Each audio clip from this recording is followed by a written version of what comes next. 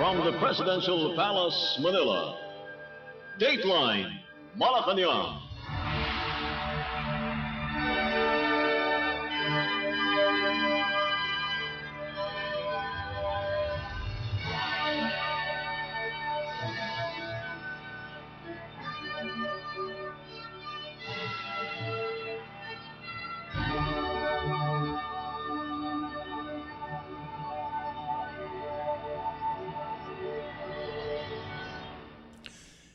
Good day. Radio Pilipinas World Service can also be heard on shortwave broadcast through the facilities of the United States Agency for Global Media or Voice of America on the following shortwave frequencies: 12.020 MHz, 15.640 MHz, and 17.665 MHz. I'm your host, Leo Magpayo, and this is Dateline Malacañang. Philippine President Ferdinand R. Marcos Jr. is again pushing for stronger public-private cooperation to secure what he calls accessible, affordable, and reliable power for every Filipino. During a visit to the Meralco exhibit at the Meralco Theater in Pasig City, the President underscored the need for sustained collaboration with the country's largest power distributor as government works to ease the ongoing energy challenges. President Marcos praised Meralco for supporting his administration's efforts to modernize the power sector, saying the utility plays a critical role in advancing the national energy agenda. In his speech, the chief executive said his administration will continue to work hand in hand with the private sector to build a nation with stable energy, clear direction, and inclusive growth. The president also welcomed the streamlined processes now in place to help ensure a steady and dependable power supply, urging communities, especially those in remote areas, to maximize the programs being rolled out. This administration will continue to work hard and hand in hand with the private sector in crafting processes, policies that make electricity accessible, affordable, and reliable. Ito ay bahagi ng ating mas malawak na misyon. Isang bansang may matatag na enerhiya, malinaw na direksyon, at inklusibong pag-uunlad. In the spirit of partnership, let me recognize, of course, the continued support of Meralco, our largest distribution utility, for its critical role in advancing our energy goals. From the Terra Solar project, which will significantly expand renewable capacity through large-scale solar and battery storage, to the electrification of remote communities and support of our net metering and lifeline rate programs. Your initiatives help many Filipinos gain access to energy. So, ladies and gentlemen, I encourage you to take full advantage of these initiatives to secure a more stable, sustainable, and hopeful future for our families.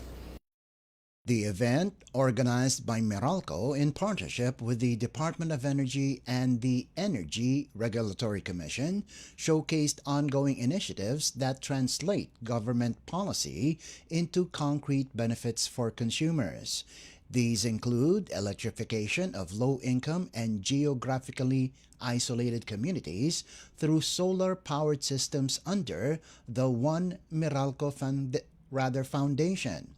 An e-trike charging station developed with the Department of Social and Welfare and Development, or DSWD's Sustainable Livelihood Program, and the Valenzuela City Government. Technology demonstrations such as K-Load's prepaid electricity setup and AMI-ready elevated metering for remote reading and real-time analytics, and a smart home energy flow model integrating the grid, solar PV, and battery storage. Meralco PowerGen also presented its Powering Better Tomorrow portfolio, while Terra Solar highlighted its successful grid synchronization, signaling readiness to safely connect to the Luzon grid. The Marcos administration aims to close the country's power gap by 2028, banking on deeper cooperation with the private sector to deliver long-term energy security. Dateline Malacañang. Philippine President Ferdinand R. Marcos Jr. marked Valentine's Day with a heartfelt message to First Lady Liza Araneta Marcos, calling her the love of his life. The president shared the tribute in a Facebook post on Saturday as the nation celebrated the occasion. In his vlog, President Marcos opened up about how he and the First Lady treasure the rare moments they get to spend together, saying their happiness comes from simply being in each other's company away from the demands of work.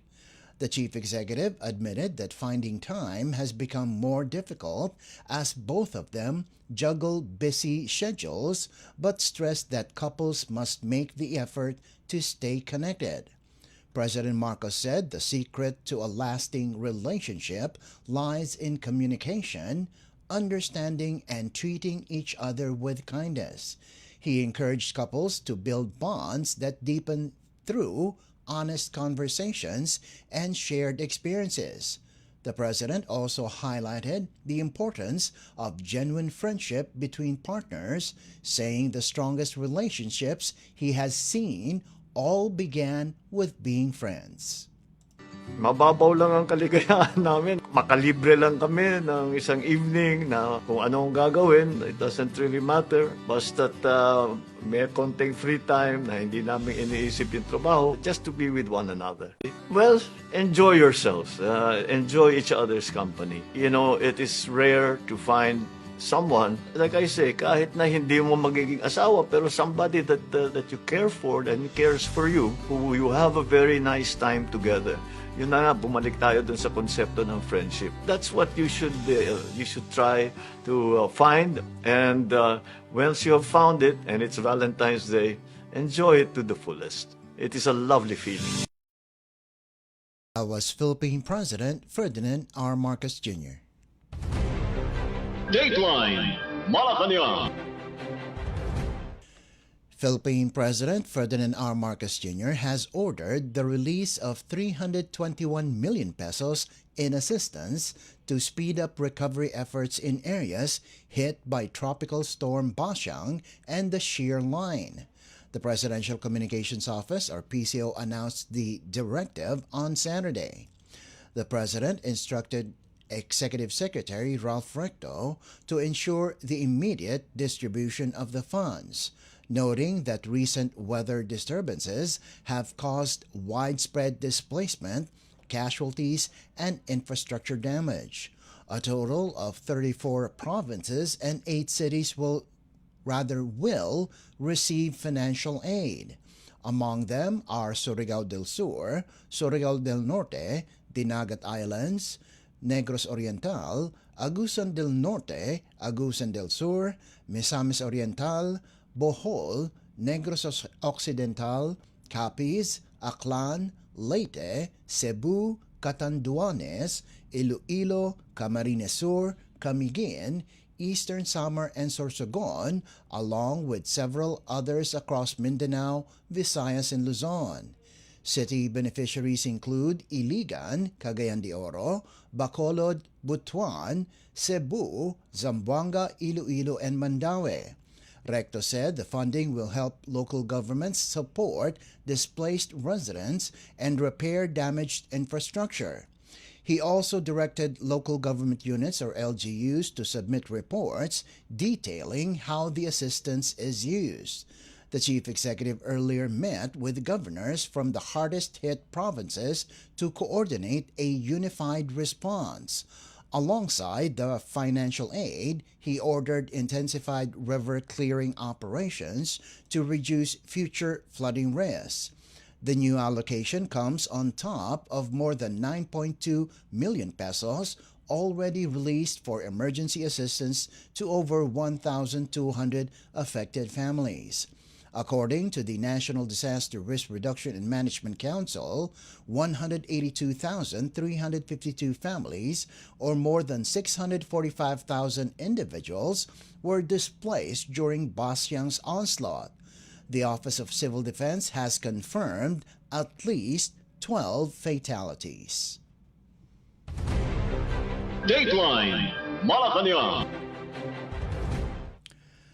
Philippine President Ferdinand R. Marcos Jr. has welcomed China's move to open direct flights between Cebu and Fujian, calling it a development that will help strengthen ties and boost people-to-people exchanges between the two countries. Speaking at the launch of the Chinatown Revitalization Phase 2 in Binondo, Manila, the president thanked Chinese ambassador to the Philippines, Jing Quan, for what he described as good news, saying the new route is expected to encourage greater interaction between Filipinos and Chinese travelers. And I thank you very much for the good news that you have brought about the flights going to Cebu. And I hope that it will be the beginning of more interactions and people-to-people exchange between China and the Philippines. Ahead of the president's remarks, Ambassador Jing announced that China has approved the opening of direct Fujian-Cebu flights, noting strong demand from Cebu residents and the large number of Filipino-Chinese with roots in Fujian. He added that Chinese tourists can enter Cebu visa-free. The envoy said the first flight is set for March 29th, with 2 flights a week to start, adding that more may be added depending on demand. He also revealed that China will increase direct flights between Manila and Fujian as more Chinese tourists return to the capital. Ambassador Jing said China also hopes to deepen law enforcement cooperation with the Philippines to ensure safe and smooth travel for both nations' citizens. Dateline Malacañang. Malacañang is pushing back against Vice President Sara Duterte's recent criticisms of the Marcos administration, urging her to stop the drama and focus instead on performing her duties. The response came after Duterte raised concerns about the country's direction and accused President Ferdinand R. Marcos Jr. of committing impeachable offenses. Palace Press Officer Claire Castro said the vice president appears blind to the administration's efforts, adding that her remarks were no longer surprising. Castro went further, saying Duterte was acting like an emotional vulture, while ignoring the government's ongoing programs. She noted that Duterte herself admitted she does not intend to support the president's initiatives. Castro also reminded the vice president to address the impeachment complaints filed against her before attacking the administration. Unang-una, masasabi natin ang Vice Presidente ay bulag. Di niya nakikita kung anong ginagawa ng Pangulo. Kanina lamang po ay kababanggit natin kung ano magandang proyekto ng Pangulo patungkol sa ating transportasyon, patungkol sa ating edukasyon. Nananatili siyang bulag dahil malamang ay hindi niya pinanonood or ayaw niyang panoorin kung ano nagaganap na katotohanan sa mga ginagawa ng Pangulo at ng administrasyon ngayon. Nakakalungkot lamang dahil yan ay galawang Duterte, showing the characteristics of an emotional vulture. Isang buitre.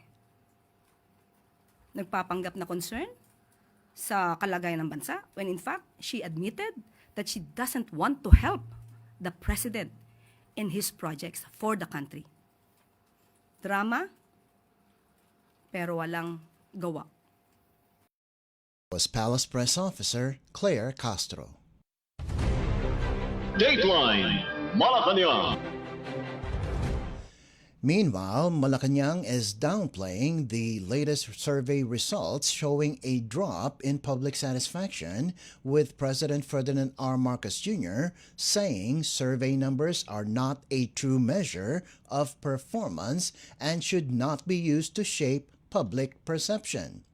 The palace issued the statement after a social weather stations or SWS survey conducted from November 23rd to the 30th, 2025, showed only 40% of respondents were satisfied with the president's performance, lower than the 54% recorded for Vice President Sara Duterte. Palace Press Officer Claire Castro said the figures were unexpected and questioned how the results were computed. She expressed doubt over the findings, noting that the president has been working while the vice president has been on vacation. Castro warned against using survey ratings to distort the public's understanding of who is actually doing the work. Despite the numbers, Castro said, President Marcos remains focused on his mandate and will continue pushing efforts to improve the lives of Filipinos. She added that surveys do not reflect the real measure of leadership. According to Castro, regardless of the ratings, the administration's work speaks for itself. So, kung ang susunod mong katanungan sa nagbumula ang rating na to, hinahanap din po namin. Dahil kahit ano po maging numero dyan, ang katotohanan na ang Pangulo ang siya nagtatrabaho at ang ilan ay nagbabakasyon lamang ay hindi po maaaring pasinungalingan ni naman. So sana po ang mga survey ratings na to ay hindi magsilbing paglilinlang sa katotohanan kung sino ba talaga ang nagtatrabaho at sino ang hindi. Was Palace Press Officer Claire Castro. Dateline Malacañang. The International Criminal Court, or ICC's Office of the Prosecutor, has identified 8 current and former Philippine officials as alleged co-perpetrators in killings linked to the country's anti-drug campaign. The list includes Senators Ronald Bato de la Rosa and Christopher Bongo, as well as former Justice Secretary Vitaliano Aguirre II. In a document dated February 13th, ICC Deputy Prosecutor Mame Manjay Niyang said, former President Rodrigo Duterte, now detained in The Hague, and the named officials allegedly shared a common plan to neutralize suspected criminals and individuals linked to illegal drugs through violent means, including murder. De La Rosa, Duterte's first Philippine National Police or PNP chief, has not appeared publicly since Senate sessions resumed in November 2025. He resurfaced only through a Facebook post on his 64th birthday, saying he was alive and well and seeking for justice to emerge. Also named were former police and law enforcement officials Vicente Danao, the late Camilo Cascolan, Oscar Albayalde, Dante Giran, and former Philippine Drug Enforcement Agency or PDEA Chief Isidro La Peña, along with unnamed PNP personnel and high-ranking government officials. According to prosecutors, Duterte, Go, and the law enforcement hierarchy allegedly used police units in Davao City, non-police hitmen, and the so-called Davao Death Squad or DDS to carry out killings during Duterte's mayoral term from 2013 to 2016. The document states that Duterte sat at the apex of the local power structure, with authority over police units, city personnel, and barangay officials who allegedly facilitated the crimes. The prosecution claims that DDS handlers reported to a combination of police officials and Duterte allies, including De La Rosa, Danao, Sonny Buenaventura and Go, who in turn reported directly to Duterte. It alleges that DDS operations required Duterte's approval. The ICC says the alleged co-perpetrators exercised control over those who carried out the killings, who reportedly feared being harmed themselves if they disobeyed. Prosecutors further alleged that during Duterte's presidency, the group expanded the same plan nationwide using command structures and financial mechanisms to ensure compliance. The ICC has charged Duterte as an indirect co-perpetrator for 3 counts of crimes against humanity: murders linked to the DDS in Davao City, killings of high-value targets during his presidency, and murders and attempted murders during barangay clearance operations. Duterte, detained at the ICC facility in The Hague since March 11, 2025, is scheduled to appear for a confirmation hearing on February 23 after being declared fit to stand trial. Dateline Malacañang. In other news, police in Mimaropa or Region 4B have arrested a 61-year-old Korean national wanted under an Interpol Red Notice during a coordinated operation in Oriental Mindoro Province. Police Regional Office or PRO 4B Regional Director, Brigadier General Jovencio Baduas Jr. identified the suspect as Chun Hai-jong, who has been on the Interpol list since September 30, 2025. Chun is wanted by courts in Changwon and Seoul for alleged violations of the Foreign Exchange Transactions Act and the Electronic Financial Transactions Act. He was arrested at around 9:27 Saturday morning in Sabang Town, Puerto Galera. Badwa said the operations reflect strengthened interagency coordination and sustained intelligence-driven efforts against transnational crime. He warned that fugitives will find no safe haven in the region, stressing that authorities will continue to work closely with national and international partners to track down and apprehend wanted individuals. Chun is now in the custody of the Bureau of Immigration's Fugitive Search Unit for documentation and processing ahead of deportation in accordance with established procedures. Dateline Malacañang. And finally, the Philippine National Police or PNP is deploying more than 11,000 personnel to secure the upcoming trillion peso march and related activities as the agency ramps up preparations for large-scale public gatherings. PNP Chief General Jose Melencio Nartates Jr. said the deployment underscores the importance of coordination and readiness, with prayer and indignation rallies scheduled on February 22nd and 25th. Authorities expect around 50,000 participants. Nartates stressed that the police force is committed to ensuring peaceful and safe assemblies. A coordination conference will be held this week to finalize permits and operational plans with event organizers. Under the PNP's Enhanced Managing Police Operations, the bulk of the deployment will come from Metro Manila's police districts. They will be reinforced by units from the Regional Headquarters, Regional Intelligence Division, Regional Mobile Force Battalion, and the Special Action Force. Support teams including communications, highway patrol, explosives, and canine units and medical personnel will also be mobilized, bringing the total initial deployment to 11,498 officers.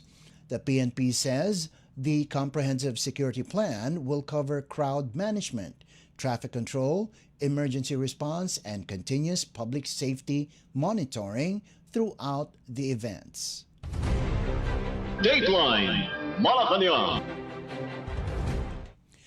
Before we conclude our program, Radyo Pilipinas World Service of the Presidential Broadcast Service can be heard over the following shortwave frequencies: 12.020 MHz, 15.640 MHz, and 17.665 MHz. Radyo Pilipinas World Service is also live on audio streaming. Just download Evox PBS Receiver on your Google Play Store or the App Store from your Apple phone. You can also visit our Facebook page and YouTube channel. Just type in and search for Radyo Pilipinas World Service. Kindly subscribe, like, and share our post as well. And that concludes this edition of Dateline Malacañang. For Radyo Pilipinas World Service, this is Leo Magpayo. Good day and stay safe. From the Presidential Palace, Manila, Dateline Malacañang.